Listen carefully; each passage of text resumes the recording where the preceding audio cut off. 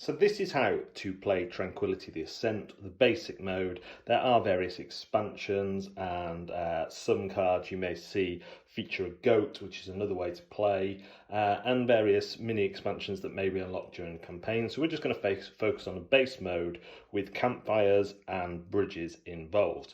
I'm just going to give you a little peek behind the curtain as I zoom the camera out to its wide Z lens, just to show you there are 10 cards here, so the board is fairly wide and you're going to be building up in a mountain shape. But for the purposes of this video, we will treat this as the edge of our mountain. So the game has, as I've said, a few different types of cards. There are 3 different colours, and each colour will have a number between 1 and 12. There are summit cards which must be placed on the top. There are only 5 of these in a normal game, and so if you discard too many, you're going to be in trouble. There are campfire cards. Campfire cards can replace, swap with a number of their own colour on the mountain. They can swap places up, down, or to one below them. And then that card can move up to the other place if it obeys the other rules. And campfires are legal to be showing at the end. Bridges create a temporary link between 2 cards that you don't have to pay for initially, but must be covered up before you win. And when you cover it up, you have to pay cards equal to the highest penalty. So what do I mean by that? Well, there are various rules for placing cards. The first is that a card cannot be placed higher than the number it is on in relation to level. So level 1 will be your first set of cards, so I can place that level 1 there. Level 2, that's fine, I can place that there.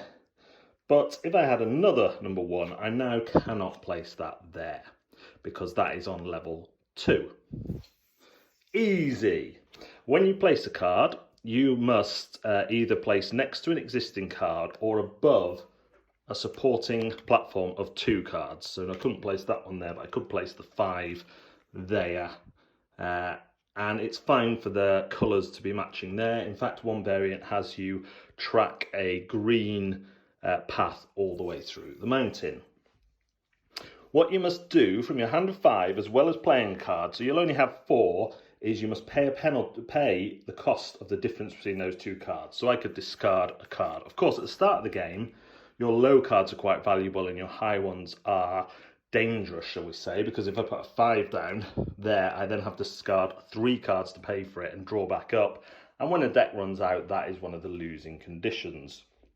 So to illustrate a bridge card, if I didn't have any other cards that I could afford, I could put the bridge there, and then someone else could follow on with a 3. Then later I could come back with a legal card, which none of which I have here, so that's good.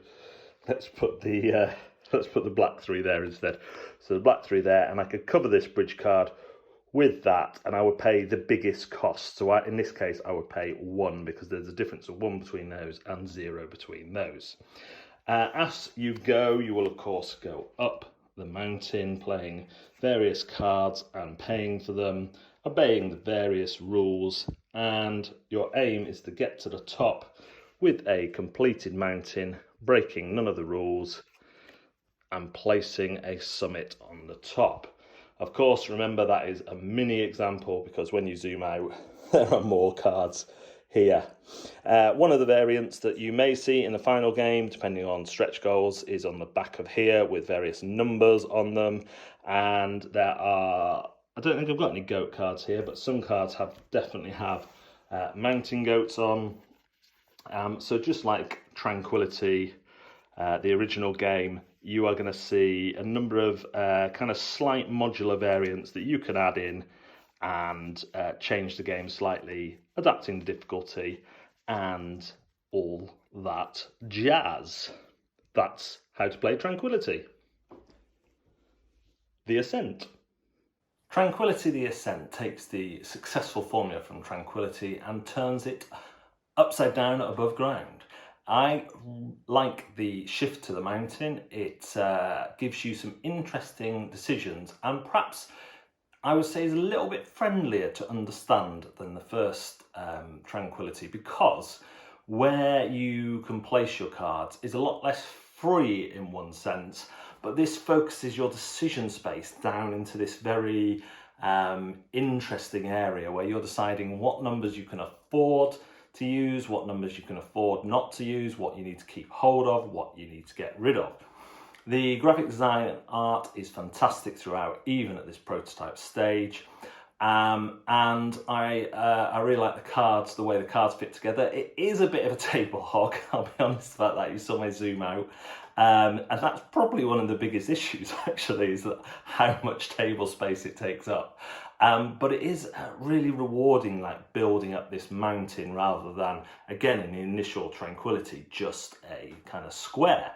I think there's some really interesting mechanics at play about how this idea of your deck is kind of like your life and how long you can last in the game, with the fact that you need to discard cards to take actions, and the right time to get rid of a lot of cards, which can be if your teammate has, you know, higher numbers as well, and you suddenly jump up to an 8 or a 9 from a 1 or 2, not from a 1 or 2, but from a 3 or something, then that can really help them out.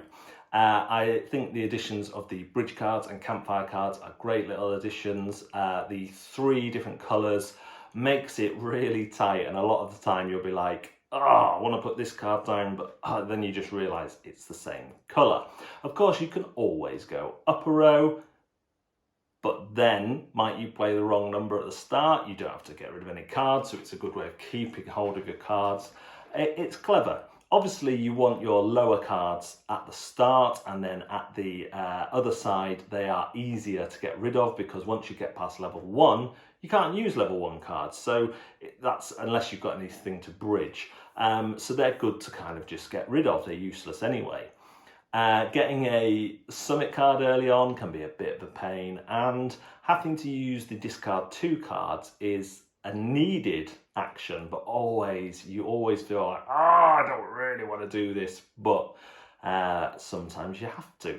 So it all works and hangs together well. There is a wealth of options and planned options that I haven't dived too far into into at all on the overview video, because they are dependent on stretch goals and things like that. But I have been privy to some of these proposals, and I think that anyone, if you back the first Tranquility or have a look at that campaign, you'll have a good idea about what sort of thing is there. Good, solid game changes, difficulty adaptations, some which require a small amount of extra components, and they all seem really good. I haven't tinkered with many of them because the main game kicked my arse an awful lot.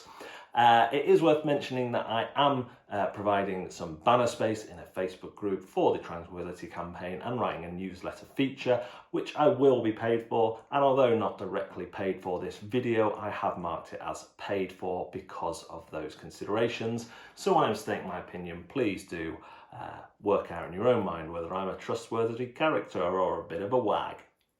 But having said that, if you want to know my opinions, then I think this is an improvement in almost every way over Tranquility. It's certainly the one I would reach for out of the 2. I would play either, but this one definitely fit my kind of style of games more than Tranquility did, which I still really liked. So do take that with a pinch of salt. Do check out the campaign, which should have already launched. The link will be down below.